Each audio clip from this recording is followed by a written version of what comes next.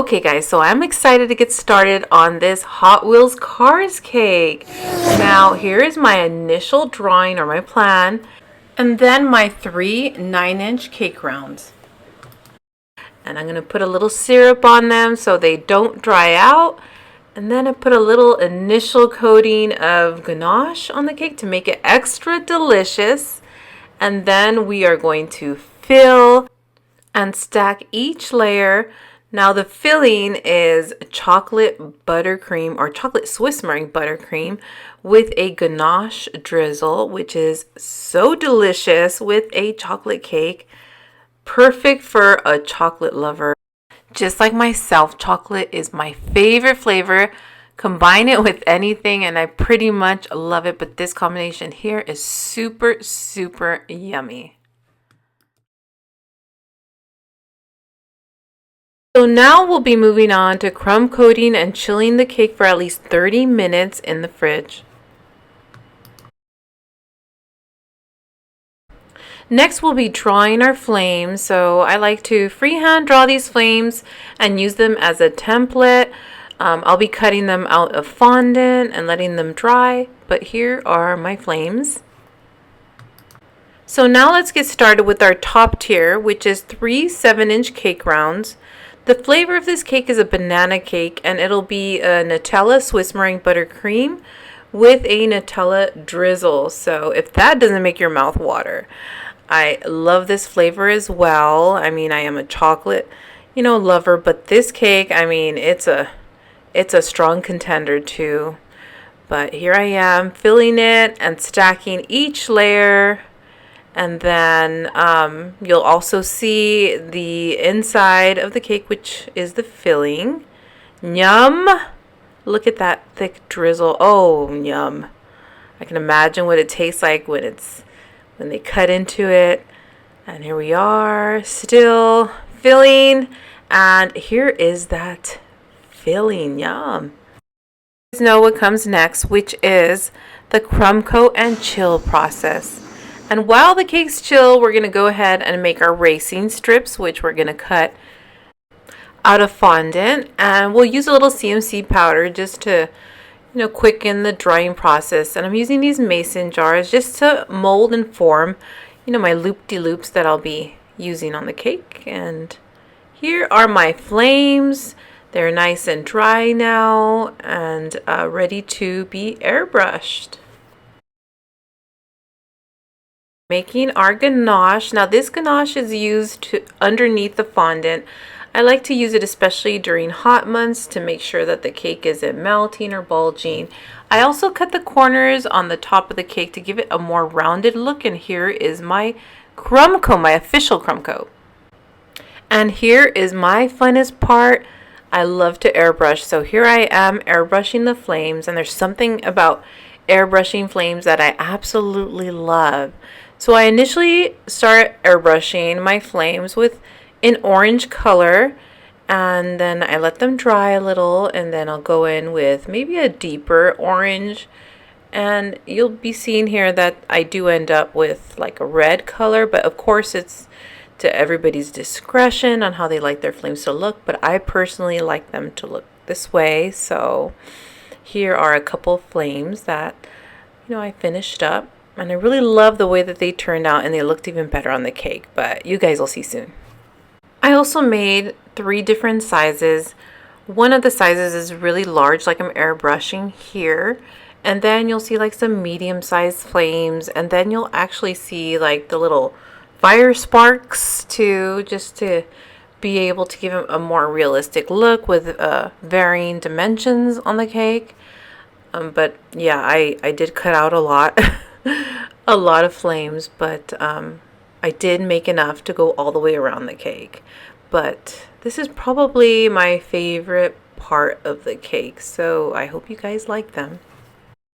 And lastly, I'm adding the red coat to the end of the flames, and then you're going to see the finished flames, which I think look really realistic. Layering the airbrush colors give them a lot more life and give them a lot more dimension, make them look more realistic.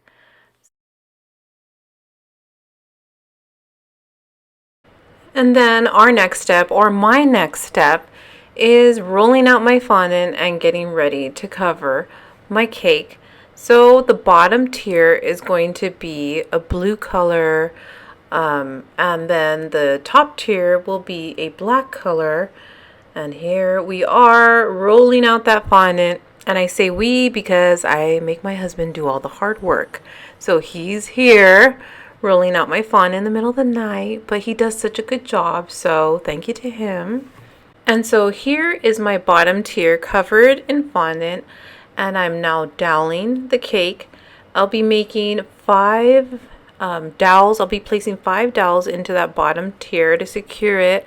Since this cake isn't, getting transported that far, I'm not putting a middle dowel through both of them. But you can if you're going to be traveling, pretty long way. It's better to secure it that way. So here I am putting a little bit of chocolate and stacking that top tier on the cake till it's secure, till I feel like it looks pretty even. And then I am adding the flames, positioning them in the way that I think looks best. And we'll be going all around the cake and adding every little flame and flicker. And then here is the finished flames on the cake. Next, we'll be preparing the edible images to put them on the cake. So we place them with a fondant backing and let them dry before we place them on. And just like everything else, this does take a little time, but like every other process on this cake, you just have to have patience. And remember to give them enough time to dry because you want them to not bend when you're placing them on the cake.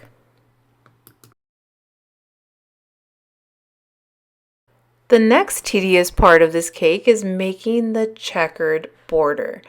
Now you're going to cut a lot of little black squares and a lot of white little squares, and basically go around the cake as I'm doing here, and go as far up as you feel fit. Now for me personally, I liked putting 3 levels of squares on this cake. I love the way it turned out in the end. I think it was a perfect amount of squares, but like I said, it depends on what you like best. I also used water to adhere the squares to my fondant tier. You can also use chocolate, which is what I use to adhere my flames to the blue fondant tier, but water works just great with these squares.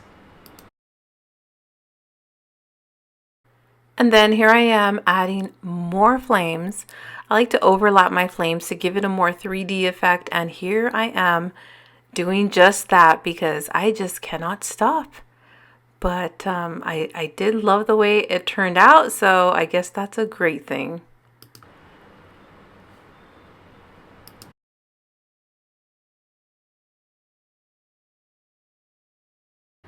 I really love the way these flames look against the blue background of the fondant. It makes these flames just really pop, which I love, and it's probably the reason why I kept adding more flames. I think it really pulled the cake together and gave it that Hot Wheels look. Later on, I'm going to be adding the little loop-de-loops and the Hot Wheels cars and the edible images, but this part itself, I feel like it really makes the cake itself just pop with color, which I absolutely love. Again, I secured the flames or adhered the flames onto the tier with melted chocolate. I feel like since I wanted the flames to kind of come off of the cake in a 3D manner, I wanted to make sure that those flames were nice and secure on the cake. But let me know what you guys loved the most about this cake. I'm really curious if you guys love the flames as much as I do, or if you love the tire tracks or the tire tread or the loop-de-loops or the checkered border. Just let me know what it is that you guys loved the best of this cake. I'm so curious to know. And here are the flame layer is finally officially done. I am obsessed with it. I love it. And next we move on to making these little diamond shapes, which will eventually be the tire tread. Now you're going to remake this pattern that I have here. I had to look at a lot of tires to get this right, but I do think it ended up looking like a tire. And here is my finished cake, guys. Look at it. I love it. I placed all the little loop-de-loops on the cake and added some cars and the edible images, and I absolutely love the way it turned out. I think that any little boy would probably love this cake. So let me know what you guys think in the comments, but I really love the way this turned out. So hopefully you enjoyed this little tutorial and it gave you some ideas on how to make this cake and all the little details you can add to personalize it. And of course, this is my version, so you guys can make your own version according to the boy or girl or your child. But the little boy this was for, he loved it. And that's the most satisfying part about making these cakes, is seeing them smile and making them happy on their birthday and making their birthdays extra memorable.